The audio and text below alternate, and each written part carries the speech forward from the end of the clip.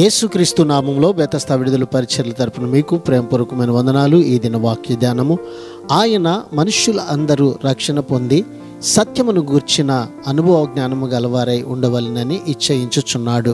తిమోతికి రాసిన మొదటి పత్రిక 2వ అధ్యాయము 4వ వచనం. ప్రపంచంలో ఉన్న మనుషులందరి కోసం దేవుని ఉద్దేశం ఏమిటో ఇక్కడ తేట తెల్లమవుతూ ఉన్నది.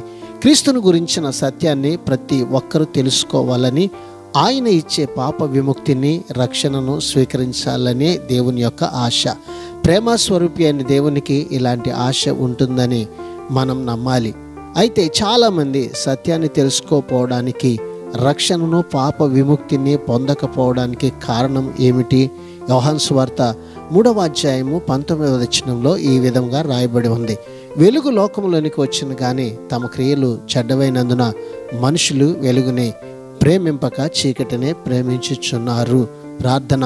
మహాపరిశుద్ధుడా, మహాగణుడా, మా మంచి యేసయ్యా, నీ మహాకృపను బట్టి ప్రేమించి మరొక నూతన దినాన్ని మాకు ఇచ్చినందుకు నీకు వందనాలు, స్తోత్రాలు చెల్లిస్తూ సత్యమును గురించినటువంటి అనుభవము కలిగిన వారమై నీ రక్షణ ఆనందాన్ని అనుభవించినట్లుగా నీ ప్రజలమైన మమ్మల్ని జ్ఞాపకం చేసుకొని బలపరచమని యేసు పరిశుద్ధ నామమును బట్టి ప్రార్థించి అడిగి వేడుకుంటున్నాము తండ్రి.